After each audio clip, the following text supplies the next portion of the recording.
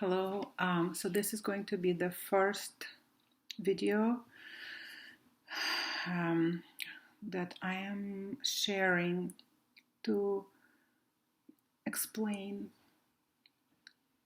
to people that I care about, to all of you who choose to listen, why I believe in Jesus, why I'm a Christian. I remember going to university and I had friends who knew that I was a Christian, but I didn't really tell them why. I didn't speak out much. And part of it is that I never wanted to push. I never wanted to be obnoxious and jam anything down anybody's throat. And people told me that they appreciated it. And it's all good, but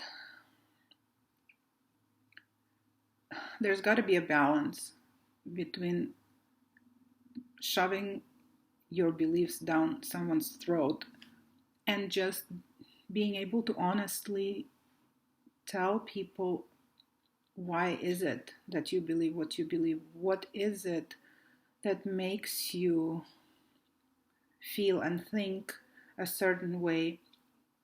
Because I cannot imagine myself, my life without the faith that I have. It is so important to me. It is the center and a core of everything in my life. And so it's so important, and yet I have not found ways to bring it up and to speak honestly and just from the heart and to say why. Why is it that I believe what I believe? Why do I believe that there is a God? Why do I believe that Jesus is the answer? What makes me feel this way? And so I will begin with my childhood, just as an introduction, just to give you a bit of a background. So I was born in Ukraine when it used to be still Soviet Union, and both my parents are half Jewish. So on my father's side, there is one Jewish parent, and on my mother's side, there is one Jewish parent. And my parents both came from broken homes, so funny enough, those marriages didn't last. And my both parents were brought up by their Jewish parent. So growing up, they really identified with being Jewish more than anything else. And if you know anything about Soviet Union and just the way things were, being Jewish, especially in Ukraine, it was a kind of liability. It was not a comfortable thing.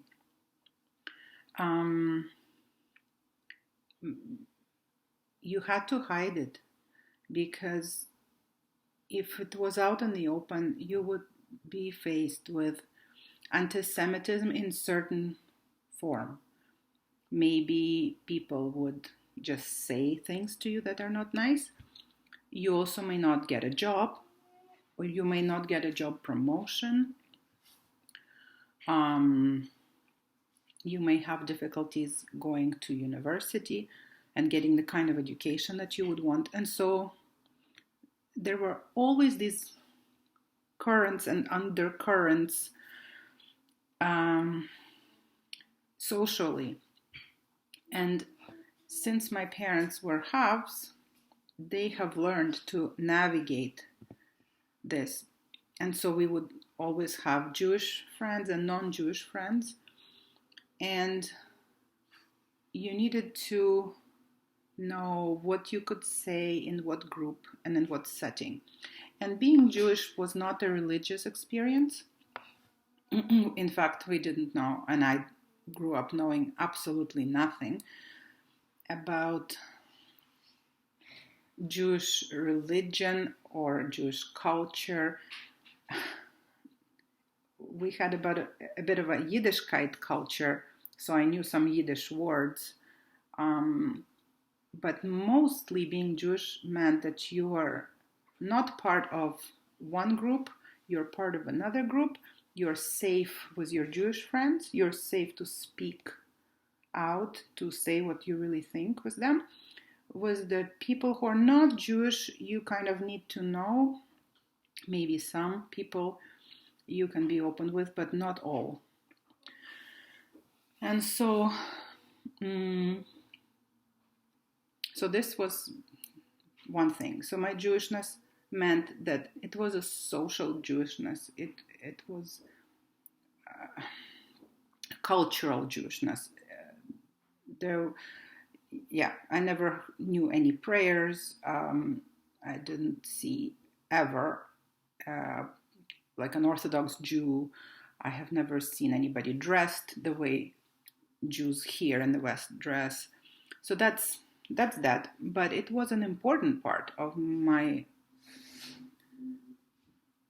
formative years or formation as a person, because I knew that I am not one of those people, that I am one of these people. So it was very important.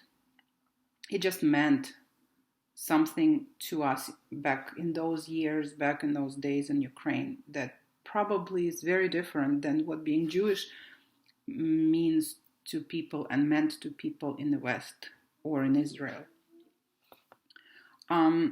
But that plays an important part, because being Jewish is what opened the door for us to leave. But I will come to that later.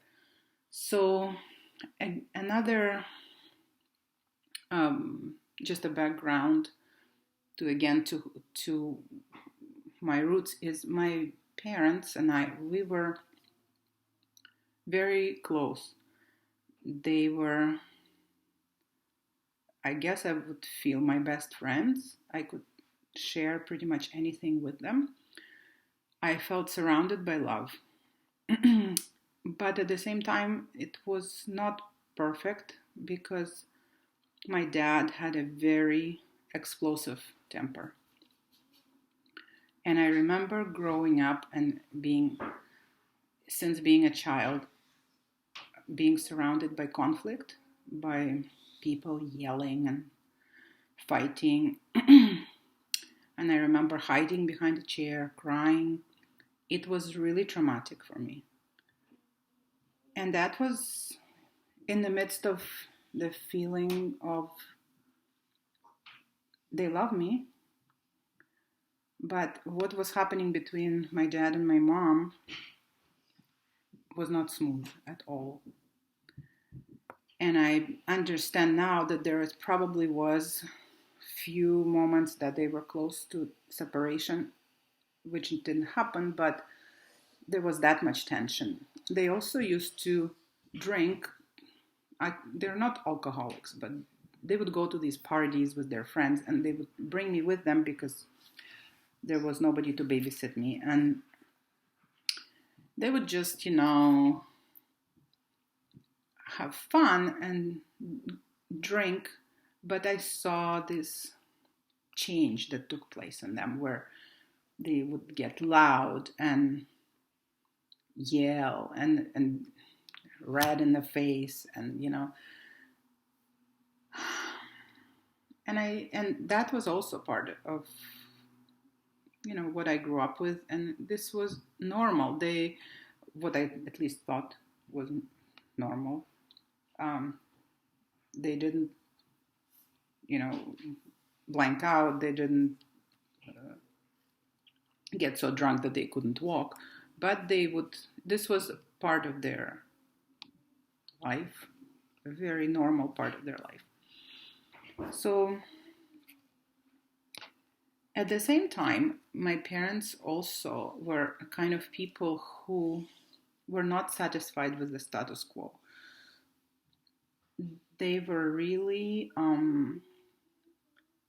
into human rights.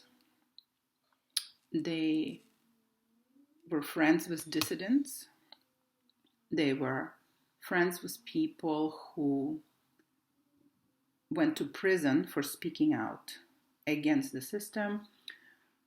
I know that my mother told me later that they went to Moscow and they marched on Red Square as a part of a protest against the restrictions that were put on the Jews and the fact that they were not allowed to leave.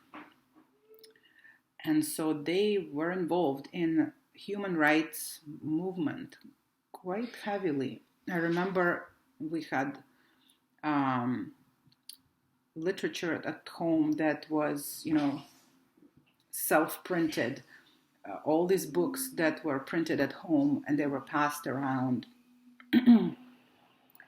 And so I grew up hearing a lot about the injustice, about anti-Semitism, about people who lost their jobs or who went to prison for saying the wrong thing, for believing the wrong thing, for speaking out against the system that was very, you got to do this, or there's, you cannot think differently. You cannot have your own opinion about things. And I think that formed me a lot because I have, it was the norm to